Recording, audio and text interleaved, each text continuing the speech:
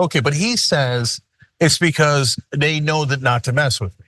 The because is a guess. The point is you have to agree for 4 years we didn't have the wars. The because could be because of his stature, it could be because of threats, it could be because of relationships or friendships. That's all a guess. I don't know and you don't know. We only know what happened for 4 years, which is no new wars, first time in 40 years. So, but he keeps saying, because they know that I'm tough. Does that mean that if Russia invaded Ukraine on Trump's watch, that Trump would have attacked Russia? Well, but they didn't. I don't know the answer to that. So he is making an argument that they didn't invade because of our big military peace through strength, and I threatened to bomb the Kremlin. Maybe that's true, or maybe it's that he had the cojones to have a Helsinki summit and was attacked by his own intel agencies. And Donald Trump looked in the camera and they said, "Well, do you not trust the CIA?" He's like, "Yeah, I don't trust the CIA."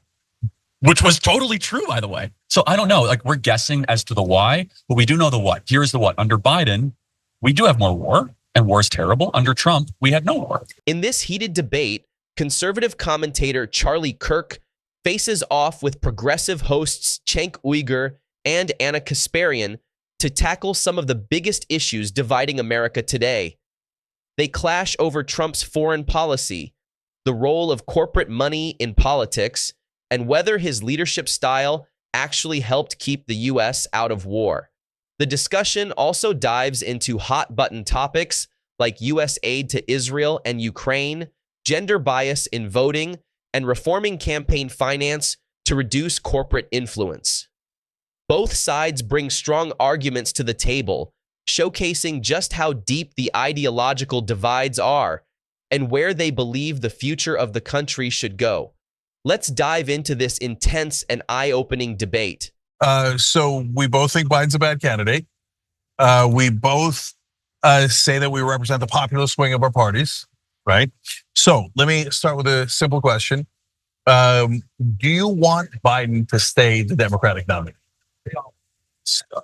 Boy, that's a good question. Yes. Mm-hmm. Yes. Yeah. I think that he's probably the most beatable right now. I would think so. Yeah. Especially Democrat corporate oligarch Biden. Mm-hmm. The more that he's leaned into kind of more of the progressive stuff over the last couple of weeks, I think it makes him harder to beat. But I just don't think he's not all mentally there. Okay, good one. So let's talk a little bit about some of the vulnerabilities on the right. You know, one thing that I've noticed you say, other members of conservative media say, is that, you know, the female vote is a lot more difficult for conservatives, right? Or for the Republican Party. That the unmarried women are more likely to vote for Democrats. That's the problem. We need to get women married and they'll change their political views. But honestly, I wonder if you realize statements like the one you made at a Turning Point USA event. You said something along the lines of, well, women are past their prime once they turn 30, right? Do you ever wonder whether those kinds of messages might actually be, you know, a little offensive to women, and then they might think that represents the entirety of the Republican Party? You know, it's not exactly the most welcoming message for women. Well, I mean, first, what I said specific, it's close to what I said, but what I said is as women get older, the dating pool shrinks, which is obvious. And I think you would agree with that. So, I mean, unfortunately, that's the biological reality we live in. But yeah, look, I mean, we do a big women's summit. I think that our agenda is very popular for all people. But it's not a new phenomenon that young women lean liberal. But certainly since the, you know, reversal of Roe versus Wade and bring it back to the States, Democrats have enjoyed some, I think, short-lived popularity with young female voters for sure.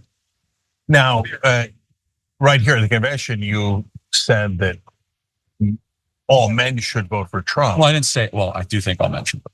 Yes. Well, I said that you're not a man if you don't vote for Trump. Yeah, that's even worse, of course. Yeah. So look. I mean, come on, Cenk, look at that. I mean, can your candidate do that? Yeah. No. Who, and so look, I'm honest. Who's your preferred candidate? Oh, I would never. You think Bernie could do this? If Bernie got shot, would Bernie do this? Look, I hope nobody ever gets shot. How about Gretchen? We never find out. We never find out. Hey, Gretchen Whitmer almost got kidnapped by you guys. So, she was pretty courageous on that too. So, okay. Anyway, but do you think Gavin Newsom would do this? He got shot. He would run quick away if Gavin Newsom got shot. So, but I'm giving you a hard time. I know, Charlie. Look, I said that Trump that day was courageous. You were legit. That's why I'm here today. Is because you were like one of the honest guys on the left that was like, okay, that's pretty ballsy.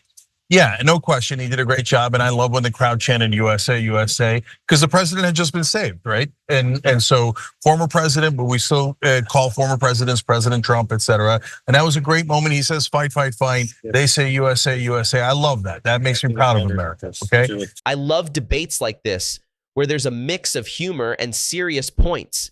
It shows there are so many ways to make a strong argument. Charlie Kirk does a great job using humor to emphasize his main point. Donald Trump is the toughest man in politics. He's absolutely unfazed by the constant attacks, and even Cenk Uygur had to admit, yeah, that's pretty badass. Let's be real. If leaders like Gavin Newsom, Bernie Sanders, or Joe Biden faced half the challenges Trump has, they would have crumbled under the pressure. Trump has proven time and time again that he's built for this. His career in New York real estate, where the competition is cutthroat, shaped him into a fighter. He dealt with some of the toughest people in the business, rose to the top, and didn't back down. You can't survive in that world by being a pushover. This is exactly why Trump stands out on the global stage. He knows how to negotiate and get the best deals for America.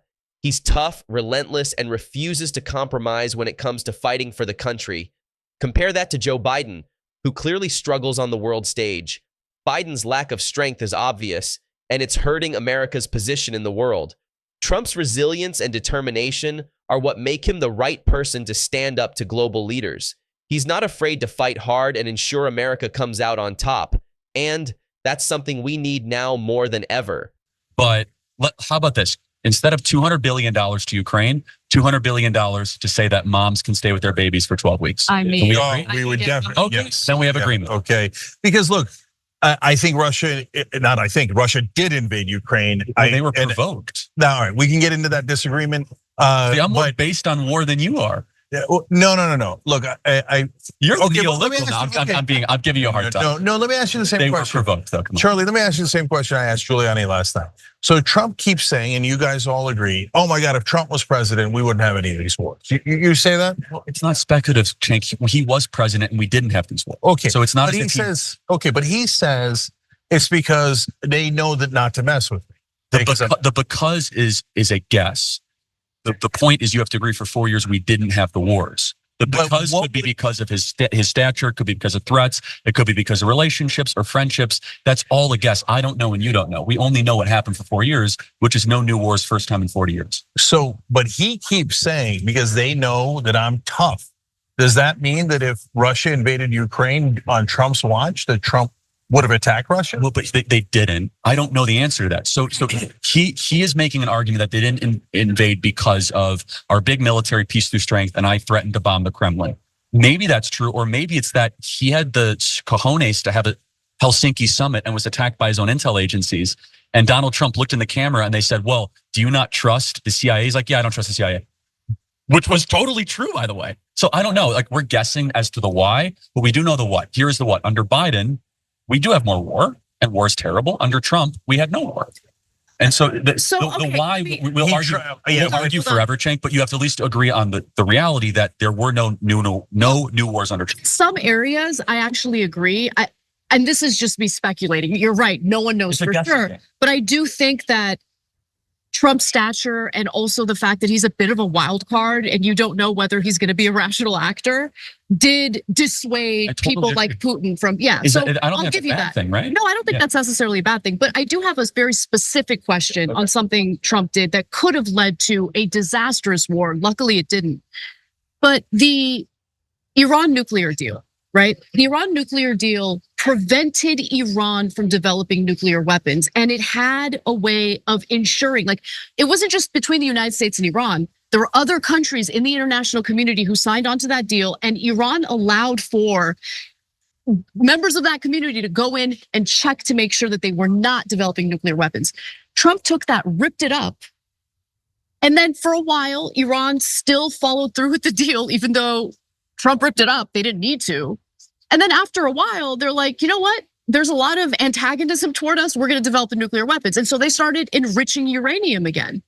Then you have the assassination of Qasem Soleimani. which, It did was lead. aggressive. That was aggressive, and that could have led to an even bigger disaster. There's already been some retaliation by Iran toward our troops as a result of that.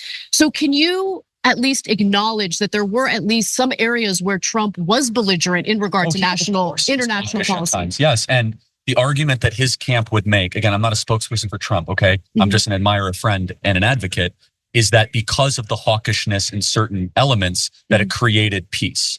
And it's hard to disagree with that. I'm not a fan of trying to go to war with Iran. I don't think the Iranian regime is moral or good, but I have a consistent mantra that has been developing over the last decade, and I think a lot of Americans are with me. Foreign abstractions mean far less than pressing domestic crises. And so it's just like this war with Iran is a weird fanatical obsession with some people in my party that are here right now, like Senator Lindsey Graham. Yep. And it's insane and it's weird and it's destructive to our own country. And I speak about it both publicly and privately. And you know who also is sympathetic when I'm saying? JD Vance. And so that's a fact. Well, so I want to ask you about that as well. But so you mentioned Ukraine. We've given $300 billion to Israel over all these years. You want to stop giving money to Israel? No, I don't. I think it's not the same thing. Happy to tell you why. And I've made the argument before. First of all, I will agree. It is deserving of explanation why the aid to Israel went from 14 billion to 26 billion just like magically overnight. That's like, again, I'm like super Israel, like, guys, come on. Like, you just can't just make up numbers and just start. But no, I will say this, as someone who is a believer in a place for American Jewry to have a country and a state, I do believe that it is worthy of some form of aid. If it's repaid, if it's in American arms, again, I'm not a policy wonk, guys, on that stuff. But I do think that protecting a nation of Israel in a time of crisis is not the same as assisting Ukraine. Let me ask you something even more specific in regard to our aid to Israel. The United States has not had a budget surplus since 2001. That was literally the last time we had a budget surplus. Israel had a budget surplus in 2022. Okay, the pandemic didn't matter. They still that's a very good argument. Right. So I can't disagree. That American taxpayers should fund the bombs that Israel is dropping on Gaza is ridiculous to me. But the world was undeniably a safer place when Donald Trump was president. No matter how much the left tries to twist the narrative, the facts speak for themselves. They can attempt to credit Obama or claim Biden's troubles are a leftover mess from Trump's policies, but those arguments fall flat when you look at the reality. Trump's leadership style was tough and unpredictable, traits other world leaders didn't want to mess with. While the media criticized him for being unpredictable, it worked to his advantage. It's no small feat to pick up the phone, call President Putin, and command attention. When Trump called, leaders like Putin didn't know what to expect, and that kept them in check. Contrast that with Joe Biden, who, by his own admission, hasn't even spoken to Putin since the war began. That says everything about his ability, or lack thereof, to handle global conflicts. Maybe Biden's administration is content to let this war drag on because it benefits the defense industry. Billions of taxpayer dollars are funneled to Ukraine, only to be spent on contracts with the same defense companies funding political campaigns and giving cushy jobs to politicians after they leave office. It's a never-ending cycle of scratching each other's backs. On the topic of Israel, there's clearly a double standard. Organizations like TPUSA rely on wealthy pro-Israel donors to exist, and that shapes their stance on the issue. This isn't unique to one group. It's how much of American conservative politics operates. Money in politics is a major factor, and it was fascinating to hear this debated further. Last one on policy, money in politics. So for us on the left, that's the number one issue because that's what leads to all this corruption in the first place. Why do we give money to defense contractors endlessly? Because they give money to the politicians. Why do we give money to the oil companies? You want to drill? No problem. We can have that debate, right? But why are we giving $20 billion extra of taxpayer money to the richest corporations in the world? And it's because they give money to politicians. The money in politics is the original cancer. What do you think? I don't know if it's the original sin. I agree with a lot of that, by the way. I would love your guys' thoughts. So you guys, because when I first was at Politicon, this was like a huge issue, Citizens United. That's like 7 or 8 years ago, because that was like my biggest interaction with like really left-wing activists. What do you think of a lot of left-wing forces embracing the dark money? Are you guys not fans of that? Like, No. okay, No. Lorraine Powell Jobs, Emerson Collective, Arabella Advisors, Democracy Alliance. No. Okay, cool. So we agree, because I think that's like creepy and weird. Like, Mhm. like the fact that the Democrat Party has a much better organized billionaire class of funders than even the Republican Party does at the moment. But what is your question? Do I want campaign finance reform, or How about we end the private financing of elections? Because if you if you privately finance elections, they're going to serve private interests. So this is a tough issue, and let me tell you why. However, presidential elections were that way from Nixon to Obama. Mhm. That both candidates took public. There is a law actually that as president you get your election publicly financed, up to about $700 million. However, you could decide to not take the money, which everyone does, because you can raise more money that way. So let me, and Obama is the first one. he broke the tradition. Yeah, he broke the tradition and took more Because of small private dollar. money. And That's right. And then we haven't gone back. That's now, right. theoretically, right now, Donald Trump could say, I'm going to take the $700 million, but it's a $3 billion race. You're going to lose. But I'm seriously interested from a policy perspective. What does that look like? That means that the U.S. taxpayer should fund every dog catcher running in every state. Like, no, actually, Yeah. And I'm not being facetious. Like, No, I totally get it. So what happens is not everybody gets money. You have to prove that there's enough support for you that you should be one of the candidates that does get money. And you do that with grassroots support, signatures, et cetera, et cetera. Did third-party candidates also get? Yeah, so it depends on how you set it up, but it certainly could be that way, yes. Okay. And I would want it to be that way. So Bobby Kennedy, would you get it appropriated based on your polling data? So there's That could different be a ways of metric, doing it, but yeah. yes, that could be one metric as to how we do it. Is there still a carve out for small dollar donors to still give money? or Oh, no? definitely. So you're not against the mom and the pop and the plumber getting money. Exactly right. Okay. You know why? Because they're the average American that the politician should be serving anyway. So, but you cap it at like $100 or $200, and then you say, and we're not going to give it to you unless you qualify. And once you qualify, you're going to get the same exact money. Now let's have an intellectual debate. Let's have a real debate of ideas instead of who's got more money. Because you're right. Right now, the Democrats have more money. And so the Democrats can just go and buy any seat they want if they have more money than the Republicans. And that's not fair. So it's also not fair when the Republicans have more money. What do you think is the weakness in this policy, if there is one? I don't think there actually is much of a weakness. Okay, fair enough. I'm an expert on this, and only because I've been working with Larry Lessig from Harvard Law for all these years. He's the godfather of the movement to get money out of politics. This has been thought through in every way. The reason it doesn't get done, Charlie, is because all of the current politicians, their base of power is the donor money. So they don't want to let it go. That's how they got elected. So in other countries, so let me take a step back. So if our idea is to become populist, right, and to listen to voters, why is it in other countries that have publicly financed elections in the last couple of years, we've seen them embrace mass migration and funding Ukraine when their voters don't want it? No, that's an interesting question, because those countries are actually swinging back and forth, and they're constantly choosing the new candidate for change, because we all live under corporate rule. And all those, whether it's Brazil, France, UK, they're all swinging. They go Brexit, then they go a massive labor victory. Correct. Right? In France, they go Macron when he's new. Now that he's the incumbent, they go against Macron, and they go even further left than Macron when they were about to go right. It's not right left. It's not right left. It's change. They go Bolsonaro in Brazil, then they go Lula, and it's because they don't have entrenched power that comes with corporate money being given to politicians. Right. Well, we're the most corrupt because we legalize bribery. Yeah, Fair it's enough. baked into our system. Totally, I agree. But let me ask. There's a Citizens United question I'm super interested in, because you guys have to, which I think is the weakness in your point, and I'll get to that in a second. But I guess why is it then that mass migration has gone uninterrupted if the voters want it to be stopped? So that depends on a number of things, but Le Pen nearly won in France. Okay, fair enough. So that's the answer, is that it's actually showing signs of life that. And Trump is winning now here, and Trump won in 2016. I mean, look, and that's a movement, even with all the money in politics, still, you guys had the advantage there in 2016. You have it again in 2024. Well, and we have hopefully the people, not just the. No, that's what I'm saying. Yeah. Despite the money in politics, and the corporations do want more immigrants in the country, you guys are still leading on that because of the big movement.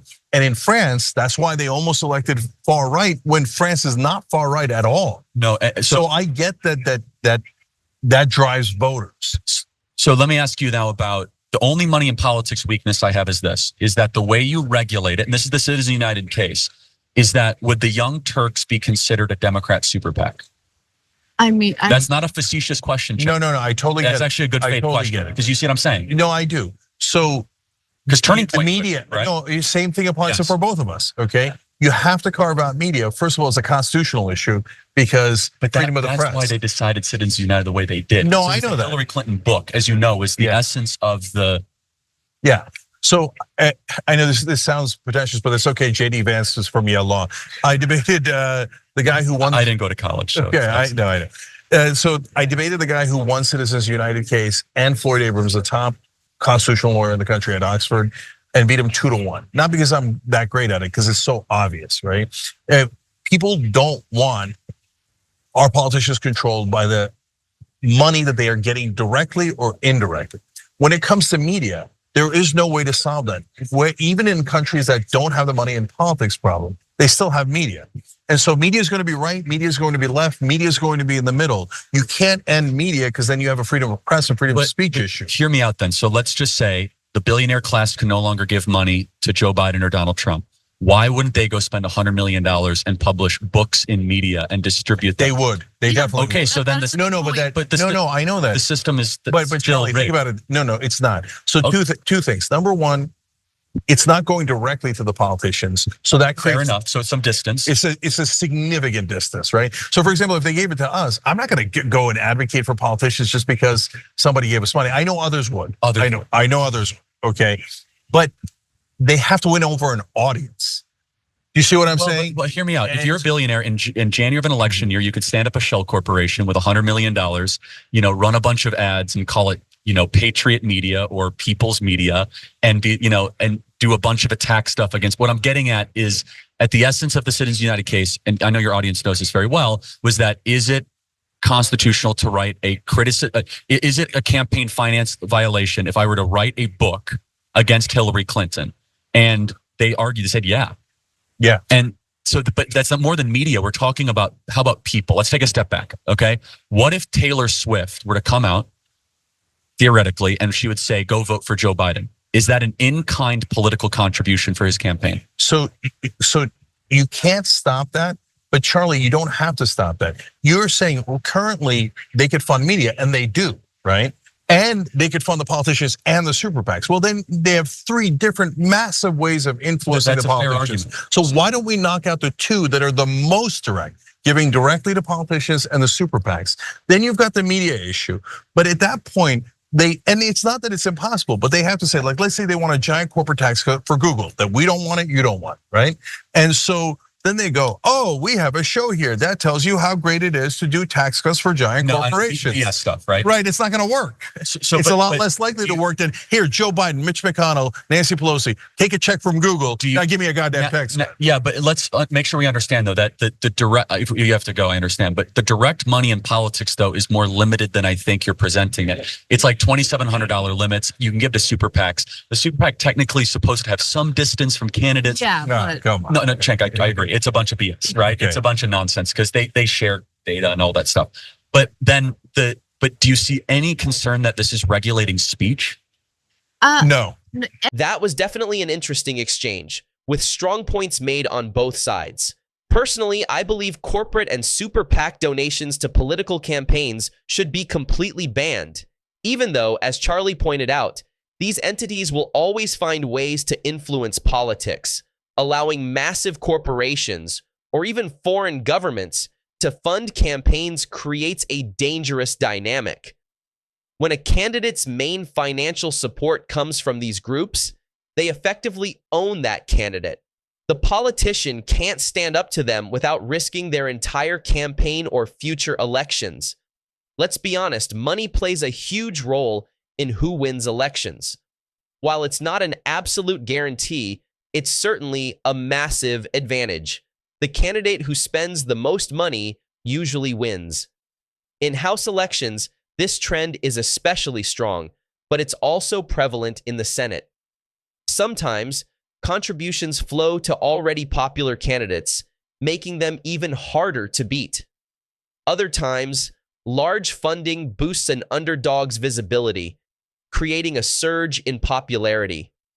Either way, the influence of money in politics is undeniable. For example, in the 2020 elections, over $14 billion was spent, making it the most expensive election cycle in U.S. history. Joe Biden raised nearly $1.7 billion, significantly outspending Donald Trump's $1 billion campaign. While there were many factors at play, having a massive financial advantage gave Biden a clearer path to victory. This trend also raises questions about fairness and democracy. Should winning an election come down to who can raise the most money rather than who has the best policies or leadership skills? The answer seems obvious, but the system we currently have makes money a key factor in political success. It's clear that we need serious reform to reduce the influence of money in politics. Without it, elections risk being controlled by the highest bidders rather than reflecting the will of the people. What do you think? Should there be stricter rules on campaign donations, or is the current system the best we can do? Share your thoughts below.